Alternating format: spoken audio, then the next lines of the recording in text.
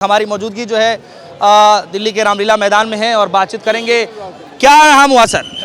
देखिए, आज आदरणीय मोदी जी और आदरणीय अमित शाह जी को दिल्ली के रामलीला मैदान से बताना चाहता हूं कि आप जिस कांग्रेस मुक्त भारत की बात करते हो, देखो पूरे देश से लाखों कांग्रेसी रामलीला मैदान में यह बता रहे राहुल गांधी और खड़गे साहब, सोनिया गांधी और प्रियंका गांधी के नेतृत्व में कि पूरे देश में कांग्रेस जिंदा है। अगर आप कांग्रेसी को मारना चाहते हो तो कांग्रेस पार्टी वैसी पार्टी है जो अपनी लाखों लोग शहादत देकर भारत को गुलाम भारत को आजादी दिलाने का काम किया है। और सुन लो मोदी जी, अमित शाह जी, आज भी राहुल के नेतृत्व में हम शहादत देंगे। और आप जैसे भारत की लोकतंत्र को अपहरण करने वाले मोदी जी, अपहरण करने वाले अमित शाह जी और अपहरण करने वाले भारतीय चुनाव आयुक्त के आयुक्त ज्ञानेश गुप्ता जी, आप समझ लो कि 5 लोग आप हो, 2 अंबानी जी और अडानी जी, आप 5 मिलकर पैसे के बल पर भारत को बेचना चाहते हो,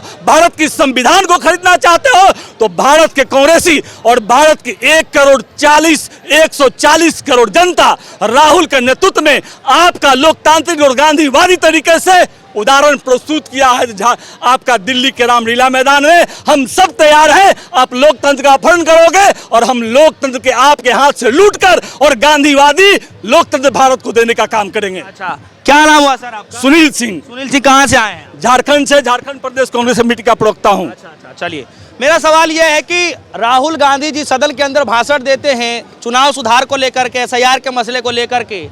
सत्तारूढ़ पार्टी के सांसद ये कह रहे हैं कि खोदा पहाड़ निकली चुहिया। बोलने के लिए इतने दिनों से हल्ला मचा रखे थे, जब बोलने का समय आया तो ज्यादा समय ही नहीं लिए, तो कम सिमटों में निपट गए, बोल ही नहीं पाए। इसको लेकर क्या कहें? राहुल गांधी जी एक ऐसे शख्सियत हैं, आपके चैनल पूरे देश को लोग देखता है कि आपने क्या किया था। 19 दिसंबर 2024 को देश के लोकतंत्र में पहली बार पूरे पार्लियामेंट का CCTV कैमरा बंद करके राहुल गांधी जब जब मुद्दे पर बात करते हैं, जब जब SIR पर बात करते हैं, जब जब राहुल गांधी देश के नौजवानों के, देश के किसानों की जब बात करते हैं, उनकी हक और अधिकार देने की बात करते हैं, MSP दुगना करने की बात करते हैं, रोजगार देने की बात करते हैं, तो आप उठाकर क्या ले आते हो? SIR। आप उठाकर क्या ले आते हो? आप उठाकर ले आते हो बांग्लादेशी रोहिंग्या। आप कभी भी मोदी जी, अमित शाह जी विषय पर बात नहीं करते हो। अगर सदन में कभी उन्होंने कहा है कि देश के बेरोजगारी पर, देश की बढ़ती महंगाई पर, देश के किसानों पर, देश के नौजवानों पर चर्चा करने को बताओ, एक भी ऐसा आपने कभी लोकतंत्र के अंदर और लोकसभा के अंदर बात करने की बात का? आप जब भी बात करते हो हिंदू मुसलमान पर बात करते हो, मंदिर मस्जिद पर बात करते हो। तो लेकिन सर, आप लोगों ने कहा कि SIR पर चर्चा हमें चाहिए। ठीक है, माना कि 2 दिन तक सदन जो है स्थगित हो गई, चलिए नहीं चल पाया सुचारू रूप से, लेकिन SIR पर चर्चा के लिए सरकार मानी कि नहीं मानी? आप बताइए। जब चर्चा SIR पर चाहेंगे तो चर्चा हो रही है। चर्चा SIR पर मानते सदन में तो 12 वर्षों की उपलब्धियां मोदी जी बताते हैं। पंडित नेहरू पर नहीं बात करते, पंडित नेहरू पर चर्चा नहीं करते। वो पंडित नेहरू से डरते हैं, कांग्रेस की परछाई से डरते हैं। वो कहाँ बात की SIR पर? बात तो उन्होंने अपनी बात को उन्होंने 60 मिनट की बात कही तो 60 मिनट में उन्होंने तो सिर्फ पंडित नेहरू बात किए। आप इस चीज को समझिए कि पंडित नेहरू ने जब तीसरी बार चुनाव लड़ा था 1962 में, तो कांग्रेस को 541 सीट में 362 सीट आया था और मोदी ने उसका तुलना करने का प्रयास किया तीसरी बार तो 240 वोट सिमट गया। ये है कांग्रेस पार्टी, ये कांग्रेस पार्टी है। लेकिन कहा यह जाता है कि राहुल गांधी जी के नेतृत्व में तो कांग्रेस पार्टी का और रसातल की ओर जा रहा है, इंक्रीज तो। राहुल गांधी के नेतृत्व में कहा था आपने 2019 के लोकसभा में कि आपने 44 सीट पर सिमट गया। राहुल के नेतृत्व में हमने फिर 1924 के चुनाव में आपने लगातार कोशिश किया मेरे खिलाफ, लगातार कांग्रेस पार्टी के खिलाफ साजिश रचते रहा, फिर भी हम 100 सीट पर आए हैं और हम 100 सीट पर ही राहुल के नेतृत्व में आपको बता देंगे कि हम। आपने कहता है, अब बिहार की बात देख लो, बिहार में वोटर कितने थे? उन्होंने वोटर चुनाव आयोग ने कितने तय किए थे? 7 करोड़ 42 लाख। वोटिंग कितने हुए? 7 करोड़ 45 लाख। वोट का परसेंटेज कितना हुआ? 66.68% हुआ। तो आप तो 5 करोड़ वोटिंग हुआ, 2 करोड़ वोट चोरी करके आपने सरकार बना लिया। आपने 2 करोड़ वोट चोरी करके सरकार बनाने का काम किया। ये तो स्पष्ट आपके सामने पिक्चर देख रहा है कि ज्ञानेश कुमार गुप्ता और मोदी अमित शाह जी ने वोट चोरी करके बिहार की जनता को चोर बना। नीचे आ जाइए एक मिनट। मेरा सवाल ये है कि राहुल गांधी 3 बार प्रेस कॉन्फ्रेंस कर चुके हैं, वोट चोरी के मसले को लेकर के जो उन्होंने प्रेजेंटेशन दिया, उसके बाद सदन के अंदर भी अच्छा खासा उन्होंने भाषण दिया और विपक्ष सत्ता पक्ष की तरफ से अमित शाह जी आते हैं। लेकिन जब सदन के अंदर जब चर्चा हो गया, राहुल गांधी ऑलरेडी 3 बार वोट चोरी के मसले को लेकर प्रेस कॉन्फ्रेंस कर चुके हैं, खुलासा कर चुके हैं, तो फिर आज रामलीला मैदान में आने की क्या जरूरत है? देख भी नहीं रहे। आपने बहुत अच्छी बात कही, आपने बहुत सही बात कहा कि राहुल गांधी जी ये देश को बताना चाहते हैं कि लोकतंत्र की हत्या नहीं होने देंगे। प्रेस कॉन्फ्रेंस करने के बाद भी संविधान में चुनाव आयोग की जो आयुक्त होते हैं उनकी नियुक्ति में भारतीय संविधान ने बनाया है कि 4 लोग रहेंगे। देश के प्रधानमंत्री रहेंगे, विपक्ष के नेता रहेंगे, सीजेआई ऑफ इंडिया रहेंगे और एक कैबिनेट मंत्री रहेंगे। उन्होंने चीफ जस्टिस ऑफ इंडिया को हटाकर और अपने अंदर मताधिकार का अधिकार ले लिया और राहुल गांधी को किनारे करके 12 बजे रात को क्यों बनाया उन्होंने चुनाव आयुक्त को? क्यों? इसलिए कि लोकतंत्र की हत्या उन्होंने करने का काम किया। और डरते हैं राहुल गांधी से, डरते हैं कांग्रेसियों से, डरते हैं देशभक्तों से। ये आरएसएस के एजेंट लोग हैं। कितने आरएसएस के लोगों ने शहादत दिया है, कितने आरएसएस के लोगों ने जेल में गया है। 10 वर्षों तक देश के प्रधानमंत्री, जो देश के प्रथम प्रधानमंत्री थे पंडित नेहरू, जेल में रहे। आपको पता होना चाहिए, देशवासी को पता होना चाहिए कि 26 नवंबर 1947 को जब पहला बजट पेश हुआ था तो भारत के अंदर 1 पैसा नहीं था और पंडित नेहरू ने अपनी संपत्ति 195 करोड़ का बेचकर भारत की पहला बजट पेश करने का काम किया था। तो पूरे देश को रामलीला मैदान उदाहरण है यहाँ से सत्ता परिवर्तन का। राहुल गांधी ने आगाज किया है पूरे देशवासियों को, जो आपके सामने दिख रहा है, और सत्ता परिवर्तन होकर रहेगा। कितना भी मोदी जी अमित शाह जी चाहेंगे कि सत्ता परिवर्तन नहीं होगा, होकर ही रहेगा। देश के लोग जग चुके हैं। सभी लोग जो है कहाँ से आए हैं? झारखंड चलिए, आप याद कीजिए, मैं 2 बात करूंगा। एक संसद में जब राहुल गांधी ने चैलेंज किया था संसद के अंदर कि मैं आइए डिबेट कीजिए लाइव टेलीकास्ट, अमित शाह क्यों डर गए? डिबेट क्यों स्वीकार नहीं करी अमित शाह ने?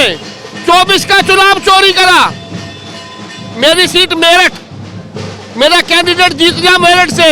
6:30 बजे लाइट भगा के वोट चोरी करी गई, हरा दिया, अब चोरी करा। तो अच्छा अमित शाह ने कहा था राहुल गांधी ने आइए डिबेट कीजिए ना। वोट चोरी नहीं है तो बिहार का चुनाव परिणाम आप देखें। एक तरह के चुनाव में जो नतीजे है वो क्यों आ रहे हैं? किसी को 4 वोट से जीत हो रहा है, किसी को 5 वोट से जीत हो रहा है, किसी का 1 लाख है तो हाँ, आचार संहिता में पैसा बांटना। चुनाव आयोग ने आचार संहिता के तहत उसको रोका क्यों नहीं? जब चुनाव आचार संहिता लग गया उसके बाद जो है औरतों के खाते में पैसा 10-10 हजार रुपया जाता जा रहा है। ये वोट चोरी नहीं है तो क्या है? ये देश के साथ में गद्दारी है। बता रहा आपको क्या नहीं माहौल बता रहा है। बताइए सर, क्या कहना चाहेंगे? आज रामलीला मैदान में आ चुके हैं, क्या ऐसी मजबूरी रही कि आना पड़ा आपको? ये मजबूरी नहीं है। अगर जो आपको लगता है कि ये यहाँ जो रामलीला मैदान में दिल्ली की जनता ने, पूरे देश की जनता ने जो भारी हुजूम लगा है, अगर जो आप इसको मजबूरी कहते हो तो हमारे जैसे लोगों के लिए दुर्भाग्य है। आज ये मजबूरी नहीं, इस देश को बचाने का समय है। आज ये मजबूरी नहीं, ये संविधान को बचाने का समय है। आज ये मजबूरी नहीं, ये लोकतंत्र की रक्षा का समय है। आज उसी के दौर में एक आवाज पर माननीय राहुल गांधी जी के, कांग्रेस पार्टी के एक आवाज पर आज जो भारी हुजूम दिखाई पड़ रहा, ये जय करण वर्मा के लिए नहीं, इस मिट्टी के लिए, इस वतन की रक्षा के लिए हम लोग हजारों किलोमीटर दूर से चलकर आए हैं। और जिस मिट्टी को हमारी पार्टी ने, हमारी देश के वीर सैनिकों ने जो शहीद होकर के, जो खून दे करके इसको सींचने का काम किया है, हमारे जैसे नागरिकों का कर्तव्य पड़ता है कि इस वतन को हम जिंदा रखने के लिए, इस संविधान को जिंदा रखने के लिए अगर जो हमें कुर्बान भी होना पड़े तो हमें कोई गम नहीं है। आज राहुल गांधी इस देश की आवाज है, आज संविधान की आवाज है, और हम संविधान और इस देश को अपने जिंदे जीते कभी मरने नहीं देंगे। इसलिए हम लोगों ने दिल्ली में पधारने का काम किया है। अच्छा, क्या लग रहा है कि कितनी पब्लिक यहाँ आ सकती है? वैसे तो कहा जा रहा है कि ज्यादा आप अपना कैमरा घुमाइए, 200 किलोमीटर दूर में गाड़ियां बंद कर दी गई है। यहाँ दिल्ली सरकार ने, मोदी सरकार ने हम लोगों की बसों को 25 किलोमीटर 30 किलोमीटर रोकने का काम किया है। आज उनको रोकने का काम किया जाए, लेकिन आप अपना कैमरा घुमाइए, जो हचाहच है, खचाखच है, ये रेला नहीं मेला है। और ये राहुल गांधी जी के आवाज पर यहाँ पर कोई जनता भी आए हैं, कांग्रेस के भी आए हैं, और इस देश के वो लोग आए हैं जो देश अपने वतन को मानने वाले लोग हैं, जो संविधान को मानने वाले लोग हैं। हम लोग वो करने आए हैं जो इस देश की रक्षा के लिए हम अपने आप को इसमें समर्पित करने आए हैं। अच्छा, वोट चोरी का मसला जो है राहुल गांधी जी चलिए उठा रहे हैं, लेकिन बीजेपी तो कह रही है कि कोई मसला नहीं है, इसको जबरदस्ती का हवा भरा जा रहा है, इसमें ये हार का डर है, हताशा है। क्या आपको लगता है यह जो हमारे देश का गृह मंत्री है, इसके पहले उनका क्या नाम था आपको पता था? और वो चुनाव आयोग जिसने अपने अस्तित्व को खत्म करके मोदी जी का चरण चुंबक करने का बैठा है। आज चुनाव आयोग की आप बात करते हो, उस मोदी की बात करते हो जिन्होंने बेच करके इस देश में कार्यालय बनवाने का काम किया, जिन्होंने पूरे संपत्ति को एक चुनिंदा हाथों में देने का काम किया, जिन्होंने आरएसएस की विचारधारा को बनाने का काम किया। वो आरएसएस जिसका कोई लेखा जोखा नहीं है, जिसकी कोई जवाबदेही नहीं है, कल वही आरएसएस इस देश को बर्बाद करने का काम करेगा तो उसका देखभाल कौन करेगा? हमारे जैसे नागरिकों को जिस हमें कष्ट इस बात का है, इस देश के हम वासी हैं, इस देश को बर्बाद होते हम अपने जीते जी नहीं देख सकते हैं। इसलिए राहुल गांधी जी आज देश की आवाज है, हम भी उन्हीं से कंधा मिला करके ये जो लोग चल रहे हैं, हम भी उसी के साथ मिलकर के ये कारवां को आगे बढ़ाने के लिए और अपने आप को इस देश के लिए समर्पित करने के लिए आज तैयार हैं। राहुल गांधी वह शख्स है जो अपने व्यक्तिगत के लिए नहीं, अपने परिवार के लिए नहीं, अपने सुख सुविधा के लिए नहीं, राहुल गांधी वह नाम है जो इस देश के लिए जीता है, इस संविधान के लिए जीता है, अपने लोकतंत्र के लिए जीता है। जिस परिवार ने इस अपने वतन को अपने लहू से सींचा हो, उससे आप सवाल करेंगे कि वो राहुल गांधी क्या घोषणा करेंगे। राहुल गांधी जी का इतिहास वो है माँ बेटे का ये बलिदान, याद रखेगा हिंदुस्तान, याद रखेगा हिंदुस्तान, वो नाम है। अभी आपने देखा ये भारतीय जनता पार्टी के लोग बड़े ही किसी रायचंद के भरोसे वंदे मातरम पर चर्चा करना चाहते थे। वह वंदे मातरम जिन्होंने अपने कार्यालय पर 52 साल तिरंगा नहीं फहराया, जिन्होंने वंदे मातरम नहीं गाया, जिनका इतिहास में, जिनका आजादी के समय नाखून कटाने का कोई राज नहीं रहा है, कोई धर्म नहीं रहा है, वो आज वंदे मातरम और देश की सर्टिफिकेट बांटने का काम करते हैं। उनको मुंह खानी पड़ी और भरे संसद में सारे भाजपाई को बेइज्जत होना पड़ा, क्योंकि आपने देश की आजादी में मुखबिरी करने का काम किया है, गद्दारी करने का काम किया है, कभी देश हित में नारा लगाने का काम नहीं किया है।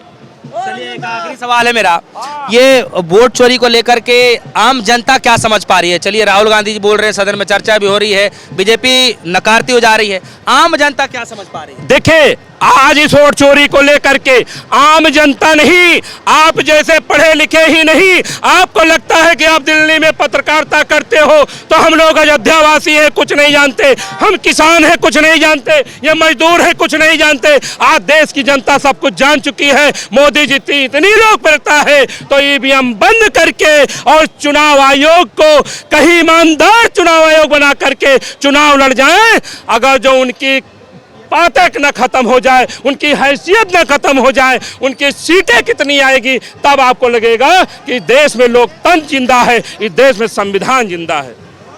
आप अयोध्या से आए हैं? जी, मैं अयोध्या से चलकर आया हूं और अपने इस वतन के लिए चलकर आया हूं, अपने पार्टी के लिए चलकर आया हूं, अपने नेता राहुल गांधी के लिए चलकर आया हूं। चलिए, क्या नाम हुआ? जयकरण वर्मा है, उत्तर प्रदेश से है। जयकरण जी हैं जो कि अयोध्या के रहने वाले हैं और वोट चोरी के खिलाफ जो है दिल्ली के रामलीला मैदान में आए हुए थे। क्या कुछ कहा, आप सभी तक तो पहुंच ही गया होगा। आप लोगों को क्या लग रहा है वीडियो कमेंट सेक्शन में जाएगा। अपनी राजू रखिएगा। फिलहाल के लिए दीजिए इजाजत। देखते रहिए न्यूज़। धन्यवाद।